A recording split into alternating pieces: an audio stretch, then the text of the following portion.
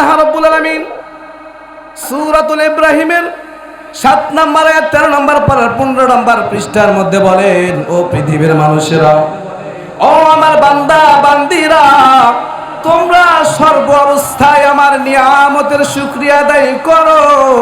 যেই ব্যক্তি আমার নিয়ামতের শুকরিয়া আদায় করলো, আমি আল্লাহ পাক নিয়ামত বাড়িয়ে দেব। সুবহানাল্লাহ, জোরে বলেন সুবহানাল্লাহ।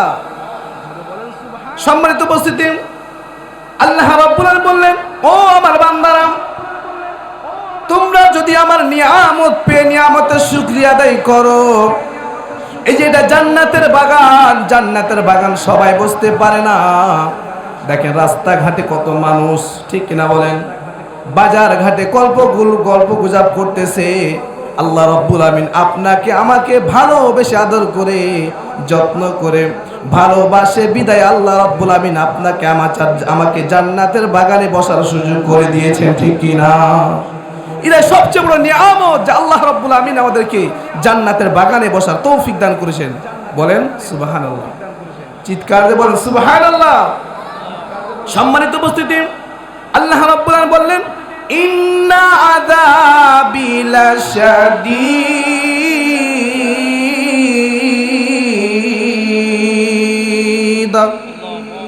আল্লাহ রাব্বুল আমিন বলেন, ও আমার বান্দারা, তোমরা যদি আমার নিয়ামতের শুকরিয়া আদায় না করো, ইন্না আযাবি লাশাদীদ, আমি কঠিন আযাবে তোমাদেরকে গ্রেফতার করব। বলেন নাউজুবিল্লাহ, চিৎকার দিয়ে বলেন নাউজুবিল্লাহ। সম্মানিত উপস্থিতি, এটা হচ্ছে জান্নাতের বাগান। এটা কি বলেন? কথা বলেন, এটা কি? জান্নাতের বাগান। যতক্ষণ আমরা এই জায়গায় বসে থাকবো, আমাদের আমল নামায় নেকি লেখা হবে। বলেন সুবহানাল্লাহ। যখন আমাদের মাহফিল শেষ হয়ে যাবে, রহমতের ফেরেশতারা আসমানে চলে যাবে, হাসাহাসি করবে। আল্লাহ রাব্বুল আলামিন বলবেন, ও আমার ফেরেশতা, তোমরা এত হাসাহাসি করতেছে কেন, এত আনন্দ কেন বলো? রহমতের ফেরেশতা আল্লাহ রাব্বুল আলামিনকে বলবেন, আল্লাহ, বাঘারমুড় বাইতুল উলুম কওমি মাদ্রাসার জান্নাতের বাগানের মধ্যে আপনার কিছু বান্দা এবং বান্দীদেরকে দেখলাম কোরআন এবং হাদিসের কথা শুনতেছিল। বলেন সুবহানাল্লাহ। আল্লাহ রাব্বুল আলামিন বললেন, ও ফেরেশতারা, তোমরা সাক্ষী থাকো, হাসরের ময়দানে কিয়ামতের দিন মুসিবতের সময় আমার যে বান্দা এবং বান্দিরা জান্নাতের বাগানে ছিল, আমি আল্লাহ রাব্বুল আমিন তাদের জীবনের গুনাহ খাতা মাফ করে আমি তাদেরকে জান্নাত দিয়ে দিব। সুবহানাল্লাহ। আওয়াজ হয় নাই? জোরে বলতে হবে সুবহানাল্লাহ। সম্মানিত উপস্থিতি, সুবহানাল্লাহ যদি আমরা বলি, খুশি হবেন কে? জোরে বলেন, কে খুশি হবেন? আমাদের সৃষ্টি করেছেন কে? আমাদের রিজিক দান কে? কেউ যেটা দেখে না সেটা দেখেন কে? আল্লাহ। জোরে বলেন আল্লাহ। আল্লাহর নাম বলতে কি ভয় লাগে নাকি বলেন? ভয় লাগে? আমরা সবাই একটু জিকির করি তো, গলাটা ঠিক করে সবাই।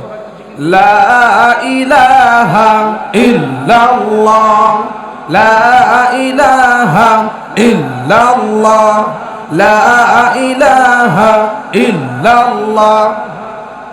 আওয়াজ দেন জোরে।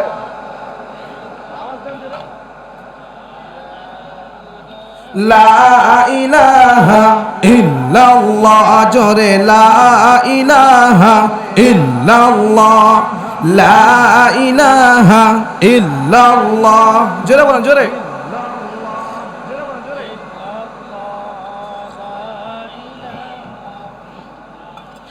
লা ইলাহা ইল্লাল্লাহু মুহাম্মাদুর রাসূলুল্লাহ সাল্লাল্লাহু আলাইহি ওয়াসাল্লাম। আল্লাহর নবী বিশ্ব নবী হযরতে মুহাম্মাদুর রাসূলুল্লাহ সাল্লাল্লাহু আলাইহি ওয়াসাল্লাম বলেন, সুবহানাল্লাহ আলহামদুলিল্লাহ ওয়া লা ইলাহা ইল্লাল্লাহ আল্লাহু আকবার মা তামলিউস সামাওয়াতি ওয়াল আরদ রিয়াহুল মিসকাত। আল্লাহর নবী বলেন, যেই ব্যক্তি একবার সুবহানাল্লাহ বলবে অথবা আলহামদুলিল্লাহ বলবে অথবা আল্লাহু আকবার একবার বলবে, মা তামলিউস সামাওয়াতি ওয়াল আরদ, আসমান এবং জমিন পর্যন্ত যত ফাঁকা জায়গা আছে আল্লাহ রাব্বুল আমিন নেকিতে পরিপূর্ণ করে দেবেন। জোরে বলেন সুবহানাল্লাহ। সম্মানিত উপস্থিতি, এটা হচ্ছে জান্নাতের বাগান। আমাদের এটা খেয়াল রাখতে হবে না, এটা হচ্ছে গান বাজনার মঞ্চ না, ঠিক কিনা বলেন? এখানে যদি গান বাজনার মঞ্চ হতো জায়গা দেওয়া যেত না, ঠিক কিনা বলেন? আজকে একজন বলল, হুজুর এখানে যদি গান বাজনা করতেন দেখতেন কোনো জায়গা থাকতো না, এই ওয়াল ভেঙ্গে মানুষ তারপর জায়গা দিতে পারতেন না। এটা মাহফিল, এই মাহফিল আল্লাহ রাব্বুল আমিন সকলকে কবুল করবে না, যাকে কবুল করবে তারা এই জান্নাতের বাগানে আসতে পারবে, ঠিক কি না? তাহলে আমরা কি, আমাদের ভাগ্য কি ভালো না খারাপ? ভালো না? এখন যদি আমরা মারা যাই তাহলে আমাদের মৃত্যুটা কি হবে? শহীদি মর্যাদা হবে, কারণ আমরা কোরআনের বাগানে আছি, জান্নাতের বাগানে আছি, ঠিক কি না? সম্মানিত উপস্থিতি, এটা হচ্ছে জান্নাতের বাগান, খেয়াল রাখতে হবে। আমি অল্প সময় কথা বলবো, আমার কণ্ঠটা তেমন ভালো নয়, কারণ আমার তো অনেকে চিনেন, মাহফিল করছি অনেক জায়গায়, আবার আজকে মাদ্রাসার কথাবার্তা পোলাপানের সাথে কথা বলতে বলতে কণ্ঠটা ভেঙে গেছে, কিছু মনে করেন না। আবার কথা কি আমার ক্লিয়ার বোঝা যাচ্ছে? আপনাদের সামনে মাঝে মাঝে চা খাবো, কিন্তু আপনারা কিছু মনে করেন না, আবার আমার তো কণ্ঠটা উঠাইতে হবে, বুঝছেন? ঠিক আছে না? আপনারা দোয়া করবেন আল্লাহ রাব্বুল আমিন এই অল্প সময় যে কথা বলবো, কোরআন এবং হাদিস থেকে কথা বলবো, আপনাকে আমাকে যেন আমল করার তৌফিক দান করেন। যেটা বলেন আমিন, আরো যেটা বলেন আমিন। সম্মানিত উপস্থিতি, আমি যে বিষয়টা নিয়ে কথা বলবো, বিষয়টা হচ্ছে আগে বলে দেই যেন আমাদের সবার মনে থাকে কোন বিষয় নিয়ে কথা বলছে। আগামীকালকে সকালবেলা যদি বলা হয় এশারের নামাজের পর কে আলোচনা করেছিল, অমুক বক্তা কি আলোচনা করেছিল বলো, যদি বলতে না পারি তখন বলবে তুমি কি মানুষ দেখার জন্য গেছিলা, কিছুই তো বলতে পারলা না। এমন লোক আছে না নাই? কথা বলেন, এমন লোক আছে না নাই? এই জান্নাতের বাগান, অনেক লোক আছে জান্নাতের বাগানে আসতে বাধা দেয়, আছে না নাই? কথা বলে না। সম্মানিত উপস্থিতি, আমি যে বিষয়টা নিয়ে কথা বলবো, সুখী দাম্পত্য জীবন। সুখী দাম্পত্য জীবন, এই যে আমরা স্বামী স্ত্রী যারা বিয়ে করেছি, স্বামী এবং স্ত্রী, সুখী দাম্পত্য জীবন। সবার সংসারে কি সুখ আছে? বলেন, আছে? নাই?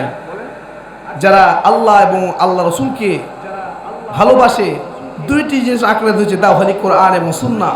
যে ব্যক্তি কোরআন এবং হাদিসকে আঁকড়ে ধরেছে, আমল করেছে এবং নামাজ ইবাদত বন্দেগী করে, আল্লাহ রাব্বুল আমিন ওই সংসারে রহমত নাজিল করেন। সুবহানাল্লাহ বাড়িতে যে বলেন, এখন বলার দরকার নাই, যারা বলেন সুবহানাল্লাহ। আল্লাহ রাব্বুল আমিন কোরআনের মধ্যে বললেন, وَقُلْنَا يَا آدَمُ اسْكُنْ أَنْتَ وَزَوْجُكَ الْجَنَّةَ وَكُلَا مِنْهَا رَغَدًا حَيْثُ شِئْتُمَا। বলেন আল্লাহু আকবার। আল্লাহ রাব্বুল আলামিন সূরা বাকারার 35 নম্বর আয়াত 1 নম্বর পারার 5 নম্বর পৃষ্ঠার মধ্যে বললেন, আদম তুমি এবং তোমার স্ত্রী হাওয়া আলাইহিস সালামকে একসঙ্গে জান্নাতে থাকতে দিয়েছেন কে? আল্লাহ। যদি বলেন কে?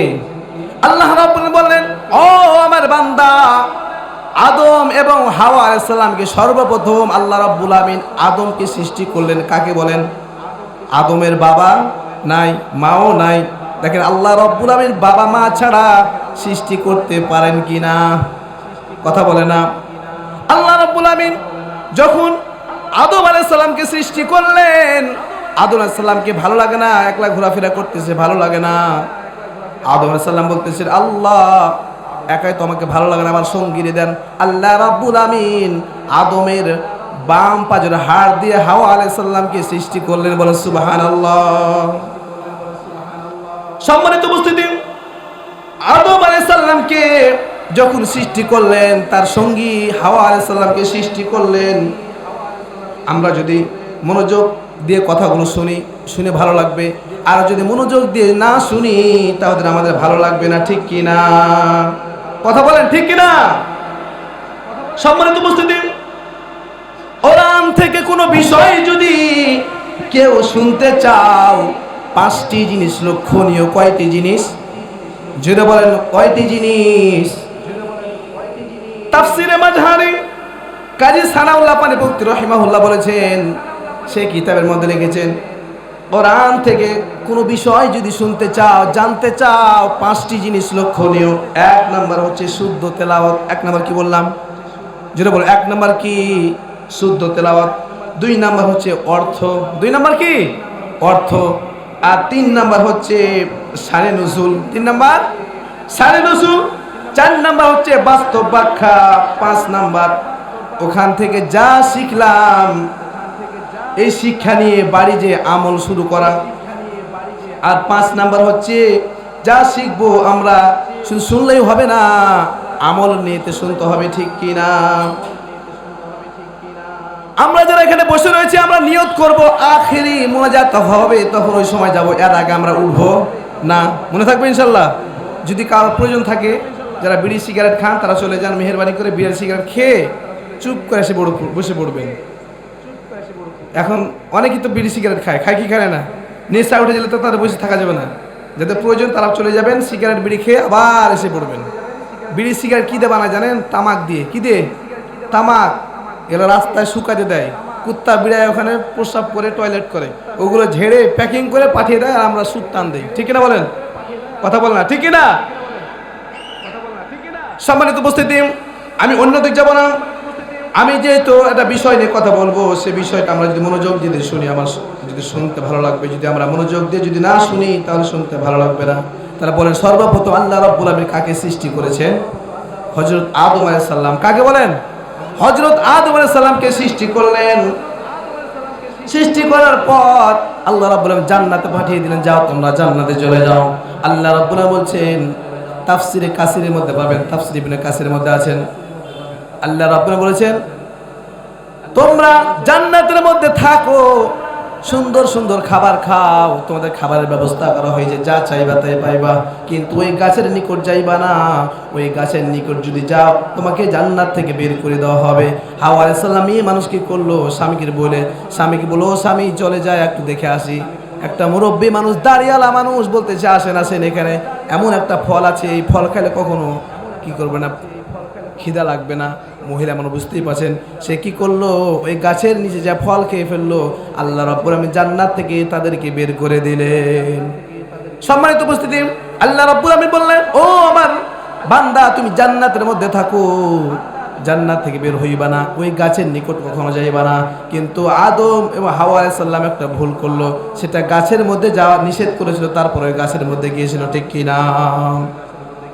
আল্লাহ রাব্বুল আলামিন কোরআনের মধ্যে বলছেন, হুন্না লিবাসুল লাকুম ওয়া আনতুম লিবাসুল লাহুন্না। বলেন আল্লাহু আকবার। আল্লাহ রাব্বুল আলামিন সূরা বাকারার 187 নম্বর আয়াত 2 নম্বর পারা 7 নম্বর পৃষ্ঠার মধ্যে বললেন, নারীদেরকে, ও নারীরা, তোমরা হলো পুরুষদের পোশাক এবং পুরুষরা হচ্ছে মেয়েদের পোশাক, ঠিক কিনা? পোশাক যেমনি ভাবে শরীরের মধ্যে লেগে আছে, তেমনি ভাবে স্বামী এবং স্ত্রী তারা হচ্ছে পোশাকের মতন আল্লাহ রাব্বুল আলামিন তুলনা করেছেন। বলেন সুবহানাল্লাহ। স্বামী স্ত্রী পোশাকের মতন লেগে থাকবে, ঠিক কিনা বলেন? যেই স্বামী স্ত্রী এক জায়গায় থাকেন, একই প্লেটে ভাত খায়, আল্লাহ রাব্বুল আলামিন খুশি হয়ে বাড়িতে রহমত নাজিল করতে থাকে। সুবহানাল্লাহ বলেন, জোরে বলেন সুবহানাল্লাহ। সম্মানিত উপস্থিতি, স্বামী স্ত্রীর দায়িত্ব 1 নাম্বার সার্টিফাইড। 1 নাম্বার কি বললাম? সার্টিফাইড। স্বামী স্ত্রীকে একে অপরকে মহব্বত করবে, কখনো সন্দেহ করা যাবে না, যদি আমরা স্বামী স্ত্রীকে সন্দেহ করি, যদি স্ত্রীকে সন্দেহ করি, তাহলে দেখবেন ওই বাড়িতে গজব নাজিল হবে, ঠিক কিনা? যদি স্ত্রী ভুল করে, স্ত্রীকে ডাক দিব, ও জরিনার মা, এখানে আসো, তুমি এই ভুলটা করেছো, এই ভুলটা আর করা যাবে না। যদি আমরা আমার স্ত্রীকে ডেকে এসে বলি, তাহলে স্ত্রী কিন্তু আমার কথা শুনবে, ঠিক কিনা?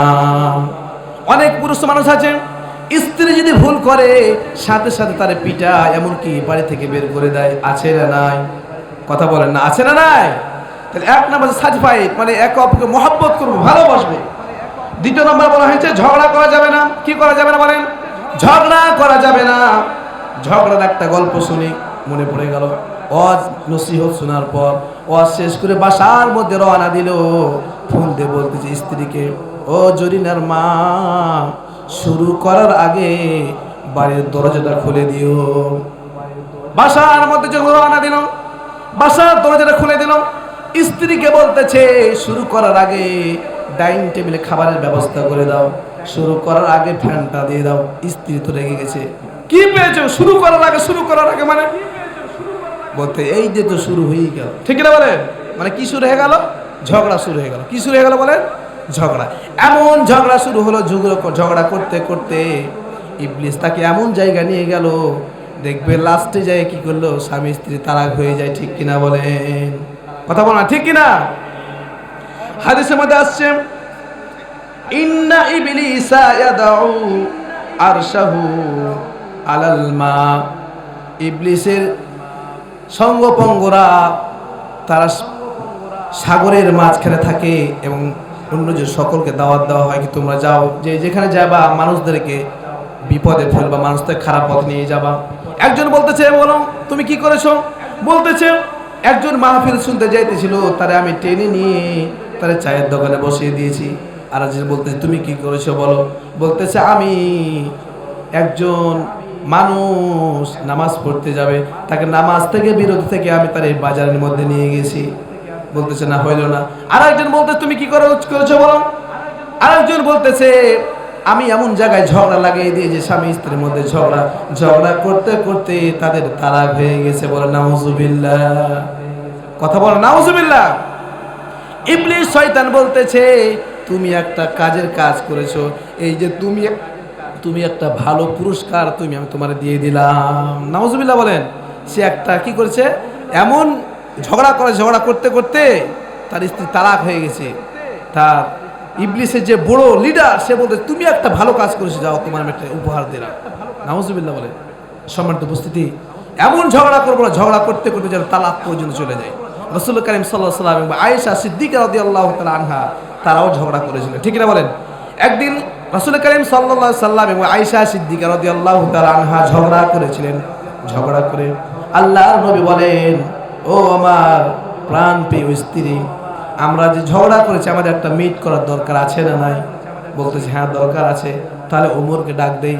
আয়েশা সিদ্দিকা বলতেছে না না না, ওমরকে ডাকা যাবে না, ওমরের অনেক রাগ। তাহলে কারে ডাকবো? তাহলে বলে আমার আব্বুরে ডাক দেয়। ঠিক আছে দেখেন, আমার আব্বুরে ডাক দেন। আল্লাহ নবী বিশ্ব নবী হযরত মুহাম্মদুর রাসূলুল্লাহ সাল্লাল্লাহু আলাইহি সাল্লাম যখন আসলেন, বলতেছে কি হয়েছে? বলতেছে আমরা একটু ঝগড়া করেছি। আয়েশা সিদ্দিকা রাদিয়াল্লাহু তাআলা আনহা বলতেছেন তার স্বামীকে, ও আমার প্রাণের স্বামী, আপনি সত্যি কথা বলবেন, মিথ্যা কখনো বলবেন না।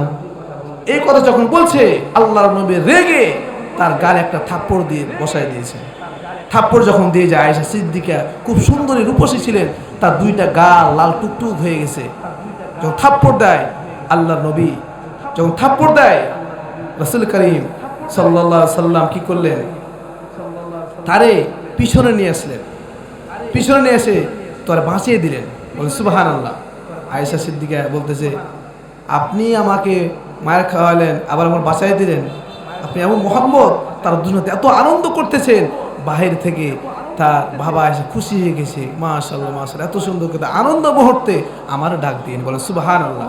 তারা এমন ঝগড়া করেছিল, ঝগড়া করার পর আবার মিল মোহাব্বত হয়ে গেছে। আর আমরা এমন ঝগড়া করে একদিন এক সপ্তাহ চলে যায়, বাবার বাড়িও চলে যায়, ঠিক কিনা বলেন? ওই ঝগড়া করা জায়েজ নাই। সম্মানিত উপস্থিতি, এরপর 3 নাম্বার দায়িত্ব হচ্ছে দাম্পত্য জীবনের স্বামী স্ত্রীর গোপন কথা কাউকে না বলা। অনেক বন্ধু আছে স্বামী স্ত্রীর গোপন কথা অন্যজনকে বলে দেয়, আছে না নাই? স্বামী স্ত্রীর কথা গোপন কথা কোনো বলবো না। 4 নাম্বার হচ্ছে দাম্পত্য জীবনে সন্দেহ করা যাবে না। কি করা যাবে না বলেন? সন্দেহ করা যাবে না। কিন্তু দেখেন আমরা কি করি? সন্দেহ করি। স্ত্রী যদি কোথাও চলে যায় আমরা সন্দেহ করি, আছে না নাই? সন্দেহ কখনো করবো না। আমরা যখন সন্দেহ না করবো তখন আল্লাহ রাব্বুল আমিন ওই পরিবারের উপর রহমত নাজিল করবেন। বলেন সুবহানাল্লাহ। জোরে বলেন সুবহানাল্লাহ। সম্মানিত উপস্থিতি, দাম্পত্য জীবনে স্বামীর দায়িত্ব হচ্ছে 10টি। কয়টি? কথা বলেন না, কয়টি? 10টি দায়িত্ব হচ্ছে। 1 নাম্বার দায়িত্ব, স্বামীর উচিত স্ত্রীর সাথে ভালো আচরণ করা। কি আচরণ করা? ভালো আচরণ করা। আজকে আমরা কি করি? স্ত্রীর সাথে খারাপ আচরণ করি, তারা বকা দেই, মার দেই, ঠিক না বলেন? আমাদের স্বামী আমরা কি করবো, স্ত্রীকে তার সাথে ভালো আচরণ করবো, ভালো কথা বলবো, সে খুশি হয়ে যাবেন, বলেন সুবহানাল্লাহ। দ্বিতীয় নম্বর বলা হয়েছে স্ত্রী মাসে অসুস্থ হলে তার খেদমত করা, কি করা বলেন, খেদমত করা, তাকে কষ্ট না দেওয়া। আমরা কি করি, অনেক কি তাকে কষ্ট দেই, আছে না নাই, কষ্ট দেওয়া যাবে না। সম্মানিত হাজিরিন, আমরা কি করব, আমার স্ত্রী প্রাণ প্রিয়তমা স্ত্রীকে আমরা মহব্বত করবো, ভালোবাসবো। যখন আমরা প্রাণ প্রিয় স্ত্রীকে মহব্বত করবো, ভালোবাসবো, আল্লাহ রাব্বুল আমিন রহমত এবং নাজিল করবেন, বলেন সুবহানাল্লাহ, জোরে বলেন সুবহানাল্লাহ। সম্মানিত উপস্থিতি, আব্দুল কাদের জিলানী রহমতুল্লাহ আলাইহি, তার বাবার নাম হচ্ছে আবু মুসা জঙ্গি রহিমাহুল্লাহ। কি নাম বললাম, কথা বলেন, কি নাম বললাম, আব্দুল কাদের জিলানী রহমতুল্লাহ আলাইহি, তার বাবার নাম হচ্ছে আবু মুসা জঙ্গি রহিমাহুল্লাহ। সে নামাজ পড়তে গেছেন, নামাজ পড়ে যখন বাসার দিকে রওনা দিয়েছেন, দেখতেছে তার বাসার কামলাটা তার স্ত্রীর পোশাক মেলে দেওয়া হচ্ছে, ওই পোশাকের দিকে খারাপ নজরে তাকিয়ে আছেন। আবু মুসা জঙ্গি রহিমাহুল্লাহ কি করলেন, এই পোশাকগুলো নিয়ে বাসার মধ্যে রওনা দিলেন। বাসার মধ্যে যায় চুলার মধ্যে ওই কাপড়গুলো পুড়ে দিলেন। আব্দুল কাদের জিলানী রহমতুল্লাহ আলাইহির মা তার স্বামীকে বলতেছে, ও আমার প্রাণের স্বামী, আপনি আমার দামি দামি কাপড়গুলো কেন পুড়ে দিলেন? বলতেছে, তুমি চিন্তা করো না, তোমার কাপড়গুলো পুড়ে দিয়েছে, কি হয়েছে, আর আমি দামি দামি তোমার কাপড় কিনে দেব। ও আমার স্ত্রী, তুমি যে গোসল করে তোমার পোশাকগুলো মেলে দিয়েছো, আমার বাড়ির কামলা খারাপ নজরে তাকিয়ে আছে, তোমার পেটে যে আমার সন্তান আছে, এই সন্তান খারাপ হবে, ঠিক কিনা বলেন? মা বন্ধ হচ্ছে এমনভাবে পর্দা করবো যেমন আমার নিজের পোশাকটা যেন বাইরে না দেই, কারণ বাইরে দিলে কিন্তু যখন বাইরে দেওয়া হবে অনেক মানুষ খারাপ নজরে তাকাবে, ঠিক কিনা? এমনভাবে পোশাকটা আমরা মেলে দেবো বাসার মধ্যে, অন্যজন কেউ দেখতে না পায়। এই যে আব্দুল কাদের জিলানী রহমতুল্লাহ আলাইহি এত বড় পীর কেমনে হলো? তার মা এমন পর্দাশীল ছিল, কখনো পরপুরুষ দেখে নাই, কখনো পরপুরুষ দেখে নাই। আজকে আমরা কি করি, মা বোনেরা বাইরে কাপড় মেলে দেই, আর মানুষদের সাথে গল্প তো অভাব নাই, গল্প করি, ঠিক না বলেন? গল্প করা যাবে না। যদি আমার স্ত্রীকে আমি পর্দায় রাখি, তাহলে দেখবে আমার সন্তান যে ভূমিষ্ঠ হবে, ওই সন্তান আব্দুল কাদের জিলানী রহমতুল্লাহ আলাইহি হবে, ঠিক কিনা বলেন? কথা বলেন, ঠিক কিনা? সম্মানিত উপস্থিতি, এই জন্য আমরা কি করব, আমার মা বোনদেরকে বলবো, আমার কলিজার টুকরা মা বোনদের বলবো, আপনারা আপনাদের পোশাক আশাক এমন ভাবে মেলে দিবেন যেন বাইরের মানুষ যেন দেখতে না পায়, খারাপ নজরে তাকাবে। তখন আপনার যে পেটে যে সন্তান আছে, ওই সন্তানটা খারাপ হবে, ঠিক কিনা বলেন? সম্মানিত উপস্থিতি, এই যে বললাম দাম্পত্য জীবনের 10টি গুণের কথা বললাম, কয়টি গুণ বললাম? 10টি দায়িত্ব।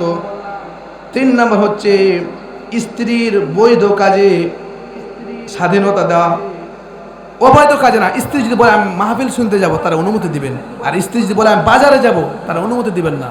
কারণ বাজারে যেয়ে মাথায় কাপড় ফেলে দিয়ে ওই যারা কাপড় বিক্রি করে, যারা কসমেটিকের দোকানে থাকে, কি সুন্দর সুন্দর কথা বলে, ভাবি ভাবি কি লাগবে বলেন, আর ভাবি তো খুব মহা খুশি, ভাইয়া ভাইয়া করে, ঠিক না বলেন? ওখানে গুনাহ হইতেছে না বলেন? আপনার আমার স্ত্রী যখন বাইরে যাবে বাজার করতে, মানুষের সাথে গল্প গুজব করবে, আনন্দ করবে, এগুলো গুনাহ হবে না বলেন? গুনাহ হবে। সম্মানিত উপস্থিতি, এই যে আমরা গুনাহ করব না, আমার মা এবং বোনরা যখন বেপরদা হয়ে চলবে, আপনাকে আমাকে হিসাব দিতে হবে, ঠিক কিনা? কথা বলেন, ঠিক কিনা? সম্মানিত উপস্থিতি, আমরা স্ত্রীর প্রশংসা করব, কি করব বলেন? প্রশংসা। ওগো আমার প্রাণের স্ত্রী, তুমি কত সুন্দর দেখতে, তোমার চুলটা কত সুন্দর, লম্বা লম্বা চুল, হাসিটা কি সুন্দর। প্রশংসা যখন করবেন, স্ত্রী দেবে আপনার উপর খুশি হয়ে যাবে, বলে সুবহানাল্লাহ। যেরকম করেন সুবহানাল্লাহ। এক ব্যক্তি ওয়াজ শুনেছে, হুজুর বলেছে তোমার স্ত্রীর প্রশংসা করবা। ওয়াজ শেষ হয়ে বাসার মধ্যে রওনা দিয়েছে, ওই ব্যক্তি চিন্তা করলো, হুজুর তো বলে দিয়েছে স্ত্রীর প্রশংসা করতে, প্রশংসা করলে স্ত্রী নাকি খুশি হয়ে যায়। সে নিয়ত করেছে আজকে আমি বাসায় যে প্রশংসা করব। বাসার মধ্যে গেছে, যে স্ত্রী যখন খাবারের ব্যবস্থা করেছেন, যখন খাবার দিল, স্বামী স্ত্রীকে বলতেছে, ও আমার প্রাণের স্ত্রী, তুমি যে এত সুন্দর রান্না করেছো, এই রান্না খেয়ে আমার জিটা ঠান্ডা হয়ে গেছে, বলো সুবহানাল্লাহ। কথা বলো সুবহানাল্লাহ। এত সুন্দর রান্না, খাইতে কি মজা। স্ত্রী তো রাগে ফাইট, হ্যাঁ 10 বছর ধরে আমি সংসার করলাম, আজ পর্যন্ত তুমি একদিনও বললা না তোমার রান্না এত সুন্দর।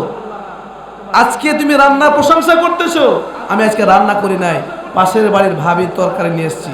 ও বুঝছি, তুমি ওই ভাবির সাথে তুমি প্রেম করো, ওই ভাবি তরকারি দিয়েছে তাই প্রশংসা করতেছো। সম্মানিত উপস্থিতি, আমরা প্রশংসা করবো, আগে জানবো এই তরকারিটা কোথা থেকে আসছে, আগে জানে এরপরে স্ত্রীর প্রশংসা করবো, ঠিক না বলেন? যদি আমরা উল্টাপাল্টা প্রশংসা করি, স্ত্রীর হাতে আমাদের মায়ের খাওয়া লাগবে, ঠিক না বলেন?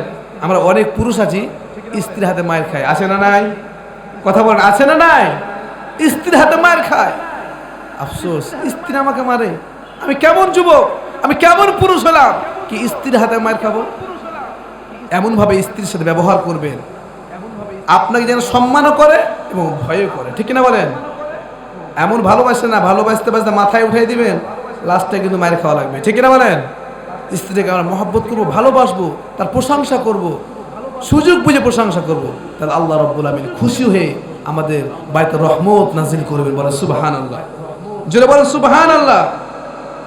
সম্মানিত উপস্থিতি, আল্লাহ রাব্বুল আমিন বললেন, ইয়া আইয়ুহাল্লাযীনা আমানু কু আনফুসাকুম ওয়া আহলিকুম নার।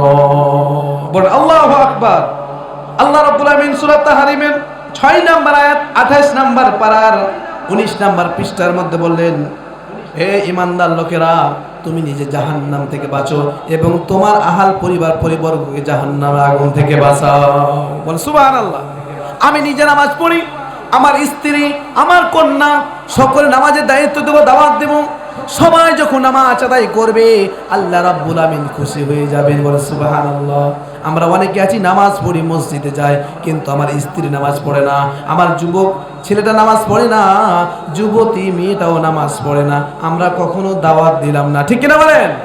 আমি নিজে জাহান্নাম থেকে বাঁচবো এবং আমার আহাল পরিবার পরিবর্গকে সকলকে জাহান্নামের আগুন থেকে বাঁচাবো, ঠিক কিনা বলেন? তাহলে আমরা আমার স্ত্রী কন্যা সকলকে দাওয়াত দেবো তো ইনশাল্লাহ? বলেন দাওয়াত দেবো তো ইনশাল্লাহ? আমরা তো গুনাহ করছি, অনেক গুনাহ করতে করতে পাহাড় করে ফেলেছি, ঠিক না বলেন? আল্লাহ রাব্বুল আমিন কোরআনের মধ্যে বললেন, قُلْ يَا عِبَادِيَ الَّذِينَ أَسْرَفُوا عَلَى أَنفُسِهِمْ لَا تَقْنَطُوا مِنْ رَحْمَةِ اللَّهِ إِنَّ اللَّهَ يَغْفِرُ الذُّنُوبَ جَمِيعًا إِنَّهُ هُوَ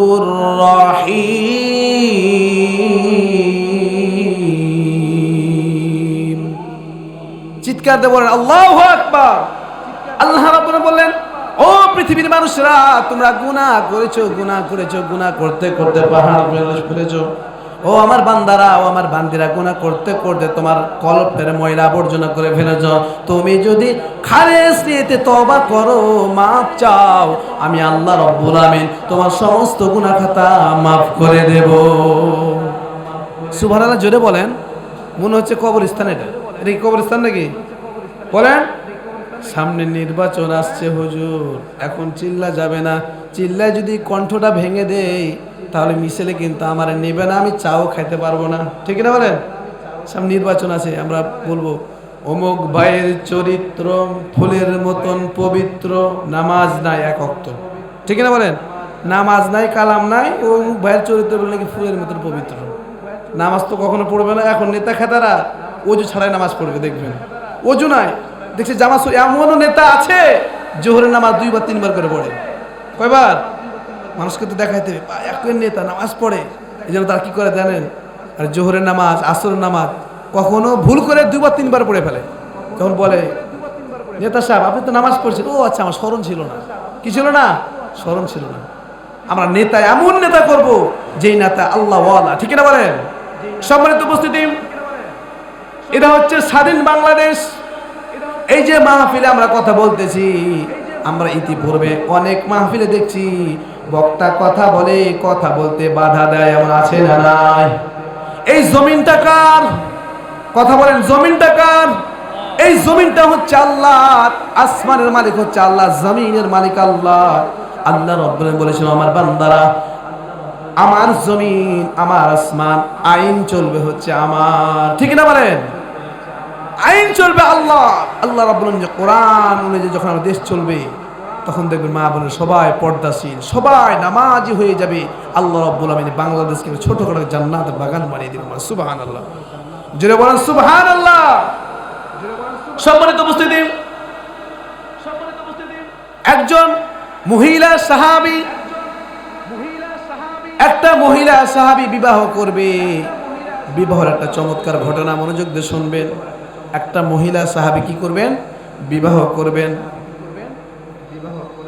আল্লাহর নবী, বিশ্ব নবী হযরতে মুহাম্মাদুর রাসূলুল্লাহ, সবাই বলেন সাল্লাল্লাহু আলাইহি সাল্লাম।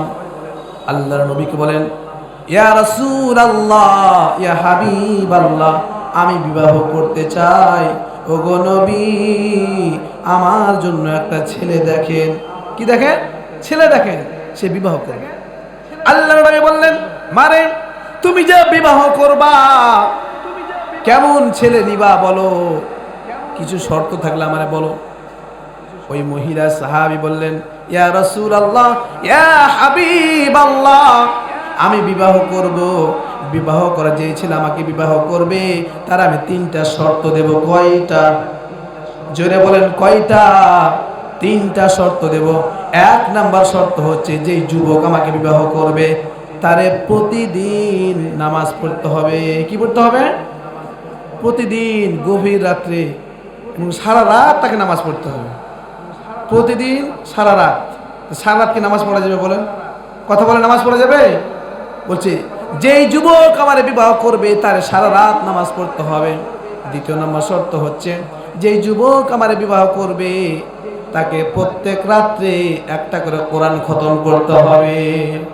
প্রতিদিন রাত্রে কি একটা করে কোরআন খতম করা সম্ভব? কথা বলেন সম্ভব? সম্ভব না, কখনো সম্ভব না। 114টি সূরা, 6666টা আয়াত অথবা 6236টা আয়াত এক রাতে কি পড়তে পারবেন? পড়া সম্ভব না।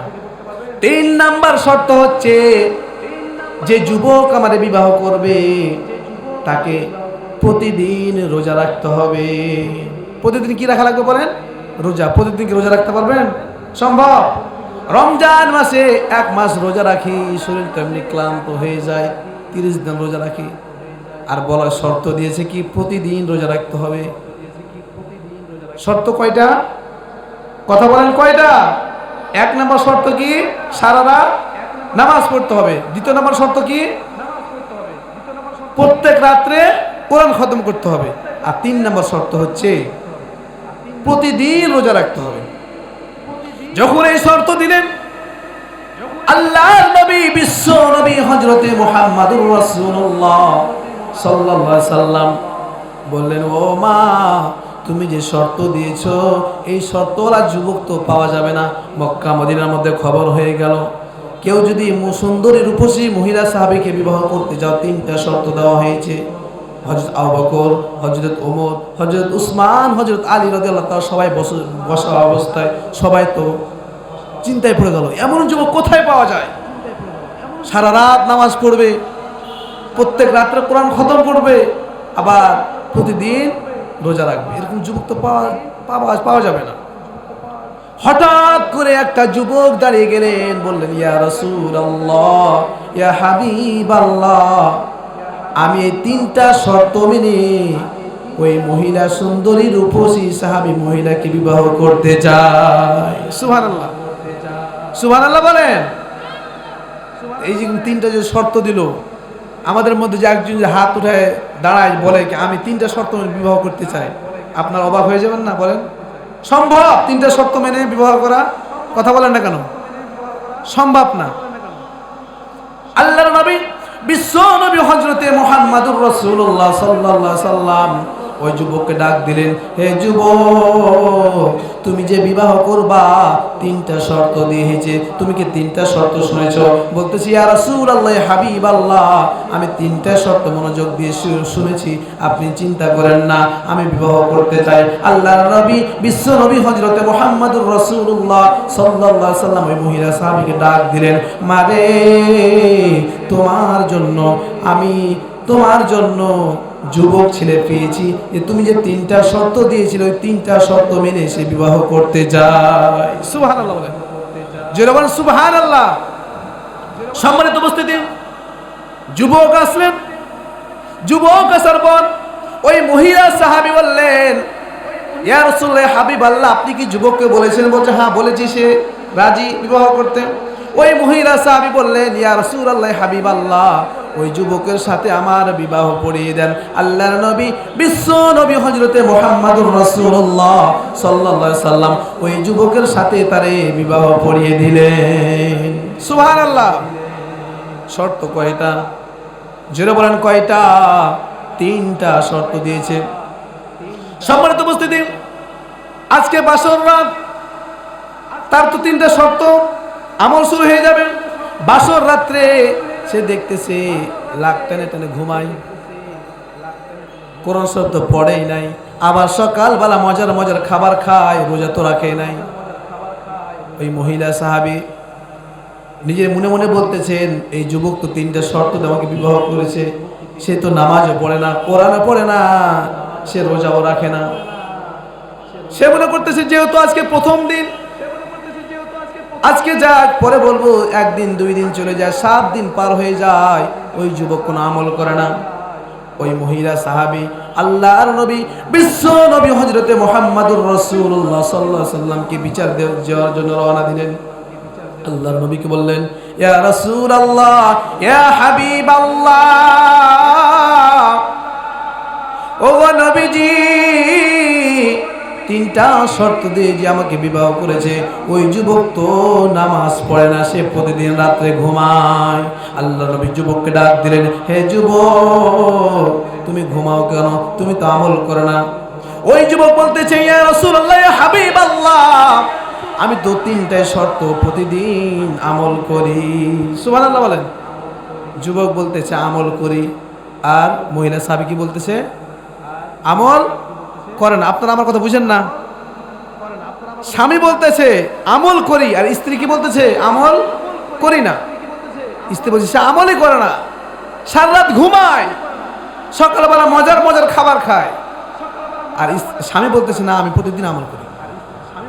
ওই যুবক আল্লাহর নবীকে বললেন, ইয়া রাসূলুল্লাহ, ইয়া হাবিবাল্লাহ, আপনি তো হাদিসের মধ্যে বলেছেন, মান সাল্লাল আইশা ফি জামাআতিন ফাকান্নামা ক্বামা নিসফাল লাইল ওয়া মান সাল্লা সুবহা ফি জামাআতিন ফাকান্নামা সাল্লাল লাইল কুল্লাহু। রিয়াহু তিরমিজি। আল্লাহর নবী হাদিসের মধ্যে বলেছেন, যুবক বলতেছে, ইয়া রাসূলুল্লাহ, হাবিবাল্লাহ, আপনি তো হাদিসের মধ্যে বলেছেন, মান সাল্লাল আইশা ফি জামাআতিন ফাকান্নামা ক্বামা নিসফাল লাইল, যে ব্যক্তি ইশারের নামাজ জামাতের সহিত আদায় করলো এবং ফজরের নামাজ জামাতের সহিত আদায় করলো, সেই ব্যক্তি সারা রাত নফল নামাজ পড়ার সমান সওয়াব পেয়ে গেল। সুবহানাল্লাহ, জোরে বলেন। তো 1 নম্বর শর্ত কি পালন করতেছে? করতেছে? বুঝেন না আপনারা? তাকে শর্ত দিয়েছিল সারা রাত নামাজ পড়তে হবে। যুবক বলতেছে, ইয়া রাসূলুল্লাহ, হাবিবাল্লাহ, আপনি তো বলেছেন যে ব্যক্তি এশারের নামাজ এবং ফজরের নামাজ জামাতের সহিত আদায় করবে, সে ব্যক্তি সারা রাত নফল নামাজ পড়া সমান সওয়াব পাবে। সুবহানাল্লাহ। সে তো এশারের নামাজ পড়েছে, ফজরের নামাজও পড়েছে, মানে সে সারা রাত নামাজ পড়তেছে। বলে সুবহানাল্লাহ। সারা রাত নফল নামাজ পড়ার সমান তার আমল নামায় লিপিবদ্ধ করা হইতেছে। বলেন সুবহানাল্লাহ। আল্লাহর নবী বললেন, হে যুবক, তুমি 1 নম্বর শর্ত আমল করতেছো। আল্লাহর নবী ওই মহিলা সাহাবীকে বললেন, মারে, তুমি চিন্তা করো না, তোমার স্বামী 1 নাম্বার আমল সে প্রতিদিন করতেছে। বলেন সুবহানাল্লাহ। 2 নম্বর শর্ত, ওগো নবীজি, আমার স্বামী তো কোরআন তেলাওয়াত করে না। আল্লাহর নবী যখন এই কথা শুনলো, যুবককে বলল, হে যুবক, তুমি নাকি কোরআন পড়ো না? ওই যুবক বলল, ইয়া রাসূলুল্লাহ, ইয়া হাবিবাল্লাহ, আপনি তো হাদিসের মধ্যে বর্ণনা করেছেন যে ব্যক্তি সূরাতুল ইখলাস 3 বার পড়বে, তার আমল নামায় একটা কোরআনে কারীম খতম করার সমান সওয়াব লিপিবদ্ধ করা হবে। বল সুবহানাল্লাহ। ওগো নবীজি, আমি প্রত্যেক রাত্রে ঘুমানোর আগে সূরাতুল ইখলাস 3 বার পড়ি। বলেন সুবহানাল্লাহ। তাহলে সূরাতুল ইখলাস 3 বার যদি পড়েন তাহলে কয় কোরআন খতম সব হবে? কয়বার? একবার। তাহলে শর্ত দিয়েছিল কি প্রত্যেক রাত্রে একটা করে কোরআন খতম করার। তাহলে খতম কি হইতেছে? বলেন হইতেছে? খতম হইতেছে। আল্লাহর নবী যুবককে বলল, হে যুবক, তুমি তো ঠিক আছে, তোমার দ্বিতীয় নাম্বার শর্ত ঠিক আছে, আমি বলেছি 3 নাম্বার শর্ত, ওগো নবীজি, আমার স্বামী তো সকালবেলা খাবার খায়, সে তো রোজা রাখে না। ওই যুবক আল্লাহ নবীকে বললেন, ইয়া রাসূলুল্লাহ, ইয়া হাবিবাল্লাহ, আপনি তো বলেছেন যে ব্যক্তি রমজান মাসে রোজা রাখবে, যে ব্যক্তি কি রমজান মাসে রোজা রাখবে, রমজান মাসে রোজা রাখার পর শাওয়াল মাসের 6টি রোজা রাখবে। কোন মাসের বললাম? শাওয়াল মাস। বুঝেন রমজান মাসের পর কি মাস? কথা বলেন। শাওয়াল মাসের যে ব্যক্তি রোজা রাখবে তার আমল নামায় সারা বছর রোজা রাখার সমান সওয়াব দেওয়া হবে। বলেন সুবহানাল্লাহ। তাহলে সে যুবক বলতেছে, ইয়া রাসূলুল্লাহ, হাবিবাল্লাহ, আমি তো রমজান মাসে রোজা রেখেছি, রোজা রাখার পর শাওয়াল মাসে আমি 6টা রোজা রেখেছি। আল্লাহ নবী বললেন, হে যুবক, তুমি 3 নম্বর শর্ত আমল করতেছো। বলেন সুবহানাল্লাহ। তার 3 নম্বর শর্ত বুঝতে পেরেছেন আপনারা? বুঝতে পেরেছেন? তাহলে আমি মা বোনদের বলবো, ও আমার প্রিয় কলিজার টুকরা মা বোনেরা, এমন স্বামী আপনি নেবেন যে স্বামী 5 ওয়াক্ত নামাজি, এমন স্বামী নেবেন যে স্বামী ঘুমানোর আগে সূরাগুলো পড়ে, আমলগুলো করে, আর নফল নামাজ, কোরআন তেলাওয়াত, জিকির আজকার যেন করে। তাহলে দেখবেন ওই সংসার আল্লাহ রাব্বুল আমিন বরকত নাজিল করবেন। বলেন সুবহানাল্লাহ। জোরে বলেন সুবহানাল্লাহ। মা বোনদের বলতে চাই, ও আমার কলিজার টুকরা মা বোনেরা, আপনারা যদি 4টি কাজ করেন তাহলে জান্নাত। কয়টি কাজ? জোরে বলেন কয়টি কাজ? 4টি কাজ। 1 নাম্বার কাজ হচ্ছে 5 ওয়াক্ত নামাজ। 1 নাম্বার কি? 1 নাম্বার আমল হচ্ছে 5 ওয়াক্ত নামাজ। মা বোনেরা যদি 5 ওয়াক্ত নামাজ আদায় করে, আল্লাহ রাব্বুল আলামিন তার জন্য জান্নাতে 8টি দরজা খুলে দেবেন। বলেন সুবহানাল্লাহ। জোরে বলেন সুবহানাল্লাহ। দ্বিতীয় নাম্বার বলা হয়েছে রমজান মাসে রোজা রাখা। প্রত্যেকটা কিন্তু ব্যাখ্যা বিশ্লেষণ আছে, আমি করব না, কারণ সময় সংকীর্ণ। আমি শুধু টাচ দিতেছি, খুব মনোযোগ দিয়ে শুনবেন। 2 নাম্বার আমল হচ্ছে, কোনো মা বোন যদি রমজান মাসে রোজা রাখে, আল্লাহ রাব্বুল আমিন তার জন্য জান্নাতের 8টি দরজা খুলে দেয়। সুবহানাল্লাহ। রমজান মাসে রোজা রাখতে হবে, আর নফল রোজাগুলো স্বামীর অনুমতি নিতে হবে। ঠিক না বলেন? স্বামীর অনুমতি নিতে হবে। নফল নামাজ, নফল রোজা আর ফরজ রোজা রাখার সময় স্বামীর অনুমতি নেওয়ার প্রয়োজন নেই, কারণ অর্ডার কার? জোরে বলেন অর্ডারটা কার? আল্লাহ। আর নফল রোজা রাখলে সওয়াব, না রাখলে গুনাহ নাই। আপনি রোজা রাখছেন, কিন্তু আপনার স্বামী আজকে রাত্রে যদি বা দিনের বেলা যদি আপনাকে চাই, ভালোবাসা চাই, আপনি কেমনে দিবেন? বলবেন, ও আমার স্বামী, আমি তো রোজা রেখেছি, আমি তো রোজা রাখি। তোমার রোজা রাখতে কে বলেছে? তুমি কি আমার অনুমতি নিয়েছো? যদি প্রশ্ন করে, সে কি উত্তর দিতে পারবে? বলেন পারবে? উত্তর দিতে পারবে না। এই জন্য মা বোনদের বলবো, ও আমার কলিজার টুকরা মা বোনেরা, আপনি নফল রোজা যখন রাখবেন, আপনার স্বামীর অনুমতি নেবেন। স্বামীর অনুমতি ছাড়া আপনি নফল রোজা রাখতে পারবেন না। ফরজ রোজা স্বামীর অনুমতির প্রয়োজন নয়, যেহেতু আল্লাহ পাক অর্ডার করেছেন। ঠিক না বলেন? 3 নাম্বার আমল হচ্ছে স্বামীর খেদমত করা। কি করা বলেন? স্বামীর খেদমত করা। আজকে দেখেন মা বোনেরা স্বামীর খেদমতই করে না। স্বামী যদি বলে, ও জরিনার মা, আমারে পিপাসা লেগেছে, আমার 1 গ্লাস পানি দাও। জরিনার মা কি বলে, ওই জায়গা আছে ঢেলে খাও, ওই জায়গায় কল আছে, কল থেকে নিয়ে খাও। বলে কি বলে না? কথা বলেন, বলে কি না? যে মেয়ে, যে মহিলা স্বামীকে অর্ডার করে, ওই মহিলা জাহান্নামী। ওই মহিলা কি? জাহান্নামী। সবচেয়ে জাহান্নামী হবে মহিলা। মহিলারা সবচেয়ে জাহান্নামী। আল্লাহর নবী, বিশ্ব নবী হযরতে মুহাম্মদুর রাসূলুল্লাহ সাল্লাল্লাহু আলাইহি সাল্লাম এক সাহাবাকে নিয়ে যাইতেছিলেন, দেখতেছে পাশে খুব আওয়াজ হইতেছে। সাহাবা জিজ্ঞাসা করলেন, ইয়া রাসূলুল্লাহ, হাবিবাল্লাহ, এই পাশে যে একটা আওয়াজ পাওয়া যায়, কিসের আওয়াজ? আল্লাহর নবী বললেন, এটা হচ্ছে জাহান্নামের আওয়াজ, মহিলারা জাহান্নামী। আল্লাহর নবী যখন এই কথা বলল, সাহাবা বললেন, ইয়া রাসূলুল্লাহ, হাবিবাল্লাহ, কেন তারা জাহান্নামী? আল্লাহর নবী বলল, তারা স্বামীর খেদমত করে না এবং স্বামীকে সে কষ্ট দেয়, এই জন্য বেশি তারা জাহান্নামী। মা বোনদের বলবো, কখনো স্বামীকে কষ্ট দিবেন না, স্বামীর বেশি বেশি খেদমত করবে। স্বামী কখন কি চায় দেওয়া, সে চাইবে তার আগে আমি উপস্থিত হয়ে বলি সুবহানাল্লাহ। 4 নাম্বার আমল হচ্ছে পর্দা করা। কি করা? পর্দা করা, নিজের ইজ্জতকে হেফাজত করা। আল্লাহর নবী বলেন, আন সাহাল বিন সাদ রাদিয়াল্লাহু তাআলা ক্বালা রাসূলুল্লাহ সাল্লাল্লাহু আলাইহি ওয়াসাল্লাম, মান ইয়াদমানা লিমা ইয়াহইহি ওয়া বাইনা ইয়াদিহি ইয়াদমানাহু জান্নাহ। আল্লাহর নবী বলেন, যে ব্যক্তি দুইটি জিনিসকে হেফাজত করবে, আল্লাহর নবী বলেন, তাকে জান্নাতে পৌঁছে দেওয়ার জন্য আমি নিজেই জামিনদার হয়ে গেলাম। সুবহানাল্লাহ। দুইটি জিনিস। কয়টি জিনিস? দুইটি। একটা হচ্ছে মুখ। এক নাম্বার কি? মুখ। 2 নাম্বার লজ্জাস্থান। এই মুখ দিয়ে কখনো কাউকে খারাপ কথা বলা যাবে না, কাউকে কষ্ট দেওয়া যাবে না। এই জবান দিয়েছে আল্লাহ রাব্বুল আমিন, এই জবান দিয়ে কখনো মানুষকে কষ্ট দেব না। আমার জবান দিয়ে যদি কষ্ট পায়, আল্লাহ রাব্বুল আমিন হাসরের ময়দানে আপনাকে জাহান্নামে দিবেন। ঠিক কিনা বলেন? এই জন্য বলেছে দুইটি জিনিস হেফাজত। 1 নাম্বার জবান, 2 নাম্বার হচ্ছে লজ্জাস্থান। এই লজ্জাস্থানকে যদি আপনি হেফাজত করেন, আল্লাহর নবী বলেছেন, আমি নিজে তাকে জান্নাতে পৌঁছে দেওয়ার জন্য নিজে জামিনদার হয়ে গেলাম। সুবহানাল্লাহ জোরে বলেন, আর জোরে বলেন সুবহানাল্লাহ। আমার কলেজের টুকরা মা বোনদেরকে বলতে চাই, ও মা বোনেরা, আপনারা এমন ভাবে পর্দা করবেন একমাত্র আল্লাহকে খুশি করার জন্য, মানুষকে দেখার জন্য নয়। অনেক মা আছে এই যে বোরখা গলা পরে, ডিজিটাল বোরখা পরে রাস্তায় দিয়ে বের হয়, যুবকগুলো দাঁড়িয়ে দাঁড়িয়ে দেখে, যাইতেছে, বলতেছে যেটা মাল যাইতেছে, বলে কিনা? কথা বলেন, বলে কিনা? সম্মানিত হাজিরিন, আমরা কালো বোরখা পরবো, হাত মোজা পা মোজা থাকবেন। দেখবেন যারা মাদ্রাসায় ছোট ছোট বাচ্চারা পড়ে, ছোট ছোট বাচ্চারা কি সুন্দরভাবে মাথায়, তার মাথা থেকে পা পর্যন্ত কালো বোরখা দিয়ে, হাত মোজা পা মোজা দেখে কত সুন্দর লাগে। ঠিক কিনা বলে? রাস্তায় হাঁটে কি সুন্দর। আর স্কুলে পোলা বান দেখলেই রাগ উঠে, মাথায় তো কাপড় নাই, রাস্তাতে হাঁটলে মহিলারা সাইডও দিতে চায় না। ঠিক কিনা বলেন? এটা কি বানিয়ে বললাম? বানিয়ে বললাম? স্কুলের মেয়েরা, স্কুলের ছেলেরা যে এত কি বলবো, তাদের রাস্তা যে মানুষ দেয়, মুরব্বী যাইতেছে, তাদের সাইড সালাম করাম তো দূরের কথা, তারা সাইডও দেয় নাই।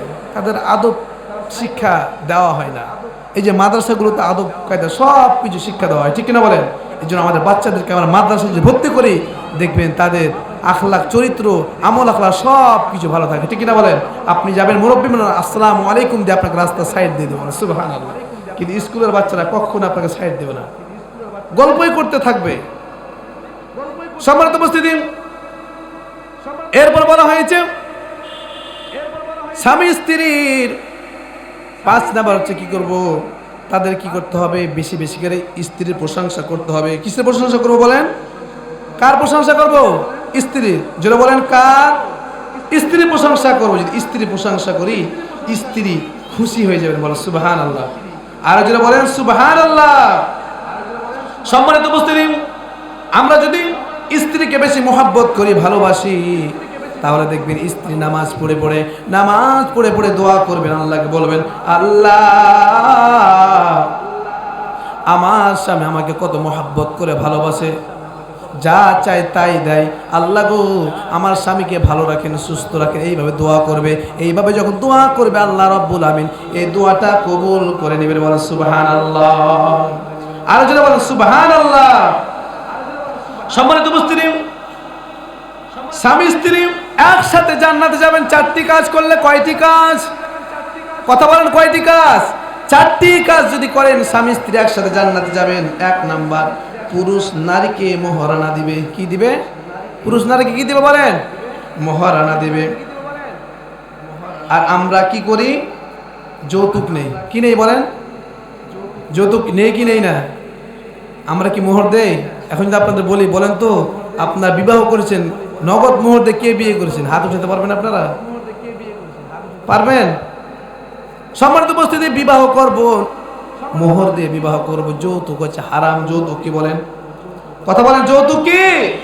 যৌতুক হচ্ছে হারাম। আর আজকে আমরা যৌতুক নিয়ে বিবাহ করতেছি, যৌতুক নিয়ে বিবাহ করতেছি। শোনো বাংলার মুসলমান, যৌতুকের লোভে হারায় না ঈমান। শোনো বাংলার মুসলমান, যৌতুকের লোভে হারায় না ঈমান। বলেছেন নবী যৌতুক প্রথা সবই বিলকুল হারাম। শোনো বাংলার মুসলমান, যৌতুকের লোভে হারায় না ঈমান। যৌতুক নিয়ে করলে বিয়ে হালাল হারাম না চিনিলে, যৌতুক নিয়ে করলে বিয়ে হালাল হারাম না চিনিলে, নবী বললেন ওদের সাথে আত্মীয়তা করো না। শোনো বাংলার মুসলমান, যৌতুকের লোভে হারায় না ঈমান। শোনো বাংলার মুসলমান, যৌতুকের লোভে হারায় না ঈমান। যৌতুক প্রথা সর্বনাশা, কেড়ে নিলে বুকের আশা। যৌতুক প্রথা সর্বনাশা, কেড়ে নিল বুকের আশা। কত মায়ের জীবন গেল, কত বোনের জীবন গেল যৌতুকের দায়। শোনো বাংলার মুসলমান, যৌতুকের লোভে হারায় না ঈমান। ঠিক না? কথা বল না, ঠিক না? মেয়ের বাবা কাঁদে বসে, ছেলের বাবা মুচকি হাসে। মেয়ের বাবা কাঁদে বসে, ছেলের বাবা মুচকি হাসে। পরের টাকায় কিনবে বাড়ি, পরের টাকায় কিনবে গাড়ি, কিনবে ভিসিআর। শোনো বাংলার মুসলমান, যৌতুকের লোভে হারায় না ঈমান। শোনো বাংলার মুসলমান, যৌতুকের লোভে হারায় না ঈমান। কত হাজি কত গাজী, কত হাজি কত গাজী, মৌলবি আর মৌসি, কেউ ছাড়লো না যৌতুক লোভী। সবাই পড়েন মরল ফাদি, যৌতুকেরই দায়। শোনো বাংলার মুসলমান, যৌতুকেরই লোভে হারায় না ঈমান। শোনো বাংলার মুসলমান, যৌতুকেরই লোভে হারায় না ঈমান। ঠিক না কথা? আপনারা কি গজল বুঝেন না কিছু? বলবেন হুজুর আপনি এমন গজল কইলেন, যৌতুক তো হারাম হয়ে গেল, তাতে যৌতুক আর খাওয়াই যাবে না। যৌতুক যেহেতু হারাম, বিলকুল হারাম, আর খাবো কেন? আবার নগদ টাকাতে মোহর দিয়ে তার বিবাহ করে নিয়ে আসবো। মেয়েটারে বাবা, তার বাবা মা কত কষ্ট করে আদর করে যত্ন করে মায়া করে তাকে মানুষ করেছে, ঠিক না বলেন? আজকে আপনারা তার হাতে উঠিয়ে দিচ্ছে, এটাই তো অনেক কিছু পাওয়া, ঠিক না বলেন? আজকে আমরা যৌতুক নিয়ে বিবাহ করে, এই আমি এত টাকা না হলে যাবো না, বিবাহ করব না, বলে কি না?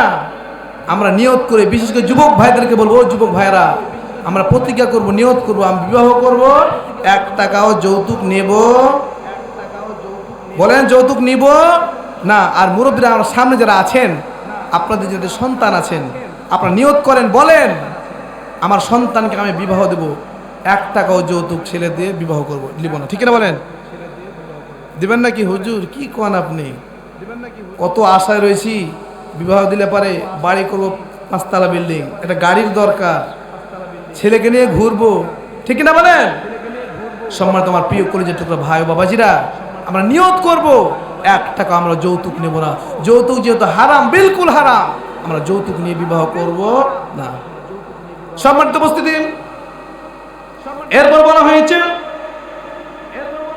স্বামী স্ত্রী জান্নাতে যেতে চাইলে কয়টি কাজের কথা বলেছিলাম? যেটা বলেন কয়টি? 4টি কাজ। তার মধ্যে 1 নাম্বার কি বলেছিলাম? 1 নাম্বার কি? নগদ মোহর দিয়ে আমরা কি করব? বিবাহ করব। যেটা বলেন নগদ মোহর দিয়ে কি করব? বিবাহ করব, মোহর না দিয়ে বিবাহ করব। এটা হচ্ছে 1 নাম্বার। কিন্তু আমরা যদি যৌতুক দিয়ে বিবাহ করে, অনেক বাবা আছেন অনেক কষ্ট করে কান্না করে, বিবাহ দিতে পারছি না হুজুর, বিয়ে দিতে পারছি না, টাকা নেই, বিদায় আমার মেয়েটা বিবাহ হচ্ছে না। অনেক গরিব ঘরের মেয়ে আছে, বয়স হয়ে গেছে, বিবাহ দিতে পারছে না যৌতুকের কারণে, ঠিক না বলেন? সম্মানিত উপস্থিতি, দ্বিতীয় নাম্বার বলা হয়েছে পুরুষ নারীর জন্য খাবারের ব্যবস্থা করে দিবেন। এই যে যুবক বিবাহ করবে, আপনার স্ত্রী 3 বেলা যেন, কমপক্ষে 3 বেলা যেন খাবার খেতে পায়। অনেক আছে যুবক বিবাহ করে, বিবাহ করার পর স্ত্রীর কোনো খোঁজ খবর রাখে না, ঠিক না বলেন? খোঁজ খবর রাখতে হবে। একটা সুন্দরী মেয়ে পেয়েছে, সে আবার একটা বিয়ে করেছে, কিন্তু আগের স্ত্রী যে কি হলো, কি খাইতেছে, কোনো খোঁজ খবর রাখে না। ছেলেদের বিবাহ করা জায়েজ আছে 4টা। কয়টা? সেটা বলেন কয়টা? 4টা বিবাহ করা জায়েজ আছে। বলুন হুজুর কি বলেন, 4টা বিবাহ করা জায়েজ? আমি তো একটা করলাম, আরো তো 3টা বাকি আছে। এখন যদি নিয়ত করেন আবার কালকে বিয়ে করা শুরু করে দেন না। বিবাহ করতে পারবেন, কিন্তু 4টা স্ত্রীর হক আদায় করতে হবে। আমি যে একটা শাড়ি কিনবো, শাড়িটা একই দামে কিনতে হবে, 4টে স্ত্রীকে দেওয়া লাগবে। আমি যে তাকে খাবার দেবো, খাবারটা যেন একই দামে হয়, ঠিক না বলেন? এখন এই স্ত্রীর একটু দেখতে খারাপ, তারে 500 টাকা দামের শাড়ি, ওই স্ত্রী তো একবার রূপসী সুন্দরী শাবনুরের মতন, তারে দিল 1,500 টাকা দামের শাড়ি, আছে না নাই? কথা বলেন আছে না নাই? এইভাবে যদি আপনি স্ত্রীকে দেখেন, তার হাসরের ময়দানে আপনাকে জবাবদিহি করতে হবে, ঠিক না বলেন? এই জন্য আমরা স্ত্রীকে, আমরা যে বিবাহ করেছি, আমার স্ত্রীকে মহাব্বত করবো, ভালোবাসবো। 4টা স্ত্রী, আমি 4টাকে একই মতো ভালোবাসবো। আল্লাহর নবীর স্ত্রী ছিল 11টা, কোনো বর্ণনায় 13টা পাওয়া যায়। আল্লাহর নবীর স্ত্রী, একটা স্ত্রী ছিল কুমারী। কুমারী মানে তার বিবাহ হয় নাই। আর বাদ বাকি যেগুলো স্ত্রী ছিল সবার বিয়ে হয়েছিল, কার স্বামী মারা গেছে, কাকে ডিভোর্স দিয়েছিল, ওই অসহায় নারীদেরকে আল্লাহর নবী বিবাহ করেছিল। কিন্তু মহাব্বত করতে, ভালোবাসতে এক সমান, ওইভাবে আমাদেরকে মহাব্বত করতে, ভালোবাসতে হবে। তা আল্লাহ রাব্বুল আমিন খুশি হয়ে যাবেন। বলেন সুবহানাল্লাহ, যারা বলেন সুবহানাল্লাহ। 3 নাম্বার বলা হয়েছে পুরুষ নারীকে পোশাকের ব্যবস্থা করে দিবেন। এই যে পোশাকের কথা বললাম, আমার স্ত্রীকে প্রত্যেক দিন খোঁজ খবর নেব, কি লাগবে না লাগবে। বিশেষ করে 6 মাস পর পর তাকে কমপক্ষে একটা কাপড় কিনে দেব, যা লাগে যেন আপনাকে চা মাত্র যেন আপনি দিতে পারেন। কারণ তার শরীরটা ঢাকতে হবে, শরীর ঢাকা হচ্ছে ফরজ, ঠিক না বলেন? মাথা থেকে নিয়ে পা পর্যন্ত মেয়েদের ঢাকা হচ্ছে ফরজ, ঠিক না? আজকে অনেক মা বোনেরা আছে, মাথায় তো কাপড় দেয় না, ছেলেদের মতো কি করে, ওন্নাটার সামনে ফেলে দেয়, আসে না নাই? আর সামনে রাস্তা হাঁটে, আর কি হাসি, যুবকরা তো পাগল, বাহ যাইতেছে একটা সুন্দরী মেয়ে, এ বন্ধু দেখো কি সুন্দর, বলে কি না? সম্রাট হাজির, আমার মেয়ে, আমার স্ত্রী, আমার কন্যা যাইতেছে, কোথায় যাচ্ছে, কি করতেছে, খোঁজ খবর নেওয়ার দায়িত্ব আমি বাবা আমার, আমি বড় ভাই আমার, ঠিক কিনা বলেন?